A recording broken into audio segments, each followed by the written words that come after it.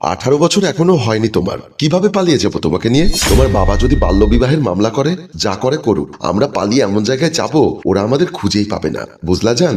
কথাগুলো বলেই রোশনি আমার হাত ধরলো। রেস্টুরেন্টে রোশনিকে নিয়ে বসে আছি। একজন ওয়েটার এসে জিজ্ঞাসা করলো, স্যার আপনারা অনেকক্ষণ ধরে বসে আছেন, কিছু অর্ডার করছেন না, আপনারা কি কিছু অর্ডার করবেন নাকি চলে যাবেন?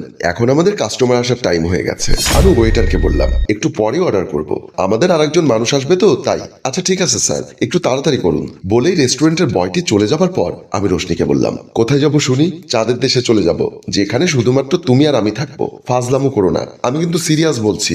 আরে আগে পালিয়ে যাই, তারপর ভাবা যাবে কোথায় যাব। পালিয়ে যে যাব, আমার হাতে বেশি টাকাও নেই। পালানোর পরে কি খাবো? চিন্তা করো না, আমার বাবা আমাকে কানের দুল এবং স্বর্ণের চেন তৈরি করে দিয়েছে, সেগুলো বিক্রি করব, বুঝেছো?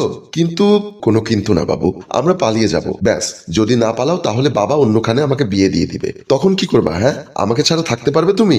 না পারবো না। তাহলে চলো আমরা আজকেই পালিয়ে যাই, 3-4 বছর পরে বাড়ি আসবো। ঠিক আছে চলো। বলেই রোশনিকে নিয়ে রেস্টুরেন্ট থেকে বের হয়ে গেলাম। আমি আর রোশনি একটা স্বর্ণের দোকানে গিয়ে ওর চেন এবং কানের দুলগুলো বিক্রি করে ওকে নিয়ে একটা অচেনা শহরে চলে আসলাম। এখানে সব উঁচু উঁচু বিল্ডিং। আমাদের উদ্দেশ্য যে কোনো একটা বিল্ডিং এ ঢুকে একটা রুম ভাড়া করে ওকে নিয়ে সংসার পাতবো। এর মধ্যে কয়েকটা বিল্ডিং এ গিয়েছি, ওর বয়স কম দেখে কেউ সাহসে ভাড়া দিতে চায় না। রাস্তা দিয়ে হাঁটতে হাঁটতে রোশনি কিছুটা ক্লান্ত হয়ে গেল।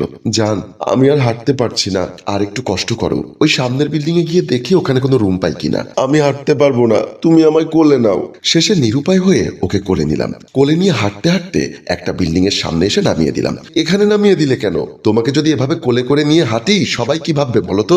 চলো এই বিল্ডিং এ গিয়ে দেখি একটা রুম পাই কিনা। তারপর আমরা দুজন গেট পেরিয়ে বিল্ডিংটাতে ঢুকে গেলাম। এই বাসার বাড়িওয়ালার রুমের সামনে এসে কলিং বেল টিপলাম। ভেতর থেকে একজন ভদ্রমহিলা দরজা খুলে জিজ্ঞাসা করলেন, কি চাই? বাড়িওয়ালা কি আছেন? আমি বাড়িওয়ালি। বাসা খালি আছে? জি আছে, ভেতরে আসুন। তারপর আমি আর রোশনি বাড়িওয়ালির সাথে রুমের ভেতরে গেলাম। ড্রয়িং রুমে এসে বসতেই বাড়িওয়ালি প্রশ্ন করলো, বাসা তো খালি আছে, কিন্তু আপনাদের পরিবারের সদস্য সংখ্যা কতজন? আমি সংকোচ মনে উত্তর দিলাম, আমি আর আমার স্ত্রী দুজন। আপনার স্ত্রী কোথায়? বুঝতে পারলাম বাড়িওয়ালি রোশনিকে আমার স্ত্রী মনে করছে না, তবুও ভয়ে ভয়ে ওকে দেখিয়ে বললাম, উনি আমার স্ত্রী। বাড়িওয়ালি অষ্টম আশ্চর্য দেখার মতো করে রোশনির দিকে তাকিয়ে রইলেন। মনে মনে কিছু একটা ভাবছেন হয়তো। উনি কিছু বলতে যাবে তার আগে আমি বললাম, আসলে ওর অনেক বয়স হয়েছে, এতিম মেয়ে, মামা মামির সংসারে বড় হয়েছে বলে অযত্নে অবহেলায় দেখতে কিছুটা রুগ্ন রুগ্ন টাইপের। আমার মুখে এতিম মেয়ে এবং অযত্ন অবহেলার কথা শুনে রোশনি আমার দিকে তাকালো। আমি তাকে চোখের ইশারায় নিরুপায় হয়ে বলেছি এটা বোঝানোর চেষ্টা করলাম।